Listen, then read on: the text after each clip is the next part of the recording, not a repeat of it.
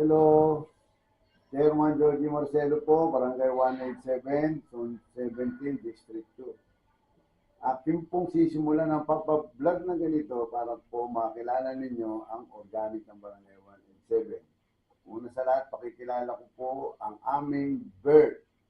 Walang iba kundi si Miss Marites Balili. Magandang hapon po. Ako si Marites Balili, DSW po ng Barangay 187. Gaano ka nakatagal naging bird dito, Miss Marites Balili? Since 2020, August 28, 2019.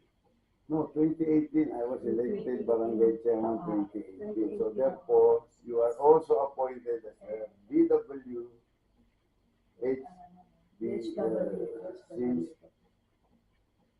2018. So being BWH, anong tawag sa inyo? HW. Nung time naman Ano nga tawag sa inyo? sa kaming bird. Mhm. Barangay Health. So ano ang trabaho niyo bilang BW? Barangay Health Worker ang tawag dyan. Barangay Health Worker po. Kami po yung part-time ng COVID, kami nagmamonitor ng patient.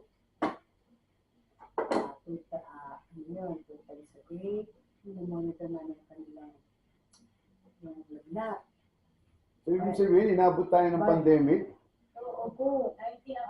2022 na kami sa pandemic. 21. Ang COVID. So during the time ng pandemic, ikaw ang nag-aasikaso sa mga may sakit.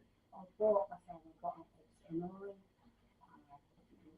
Chairman din po nag-aano ng kaso mo yung para-report doon pag may pasyente sa bahay ng sila. Binabantay nyo, nasikaso yung kanilang pangailangan ng mga tanod, ang exo po ang bumili na pangailangan ng pasyente.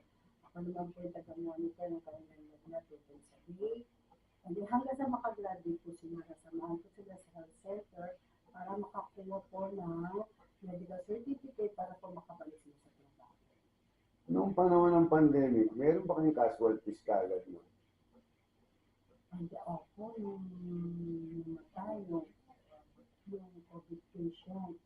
Yeah, if I remember, I think it's Unang-unang- sister ng kagawad natin. Unang-unang case po yun. She died during pandemic. And the cause of her death is COVID-19. So during the time, wala pa yatang gamot nun, di ba?